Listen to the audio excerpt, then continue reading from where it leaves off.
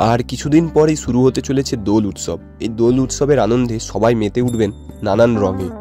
দোল উৎসবের এই শুভ তিথিতে অনেকেই ঘুরতে যেতে চান। শান্তিনিকেতন হয়তো অনেকেই শুনেছেন বা গিয়েছেন, কিন্তু এবারে চলুন দোলে আমরা ঘুরে আসি মায়াপুর থেকে।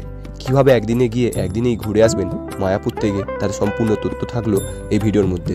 তো অবশ্যই ভিডিওটা পুরো শেষ পর্যন্ত দেখতে থাকুন।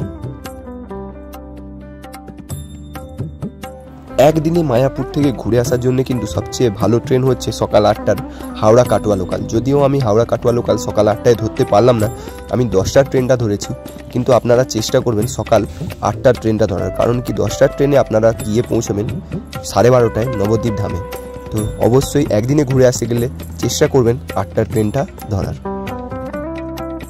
নির্ধারিত সময় থেকে আধ ঘন্টা পরে আমাদের ট্রেন এসে পৌঁছলো নবদ্বীপ ধাম স্টেশনে।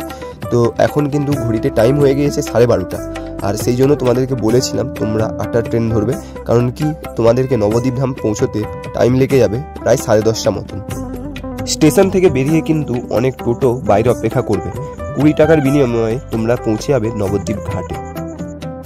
নবদ্বীপ ঘাটে পৌঁছে 10 টাকা দিয়ে টিকিট কেটে আমরা উঠে পড়লাম লঞ্চে, এবং সামনে ওই যে দেখা যাচ্ছে মায়াপুরের ইস্কনের চন্দ্রোদয় মন্দির।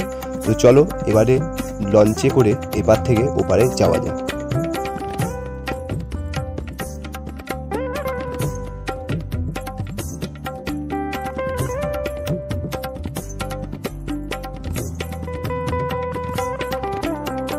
দোল পূর্ণিমা উপলক্ষে কিন্তু এখানে ভোগ প্রসাদেরও সুব্যবস্থা থাকে, এবং তার সাথে থাকে পানীয় জলেরও সুব্যবস্থা। এবং মূল মন্দিরের পাশে একটি বড় মাঠে কিন্তু আয়োজিত হয় প্রভুদের স্নান যাত্রা, যেখানে কিন্তু কয়েক লক্ষ মানুষের পুণ্যার্থীর ভিড় জমে এটি দেখার জন্য।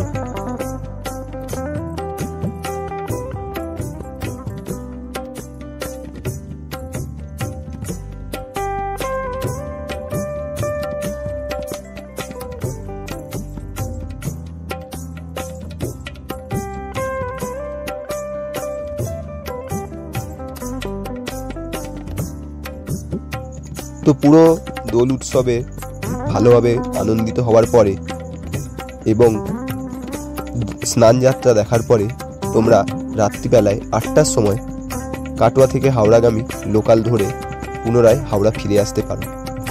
তো সামনেই দোলযাত্রা, এই দোলযাত্রায় অবশ্যই একদিন মায়াপুরে ঘুরে আসো এবং দোল উৎসবের আনন্দ উপভোগ করে আসো।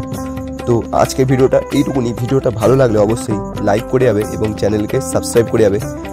সবাইকে দোলযাত্রার শুভেচ্ছা। দেখা হচ্ছে পরবর্তী ভিডিওতে, ততক্ষণের জন্য সবাইকে গুড বাই।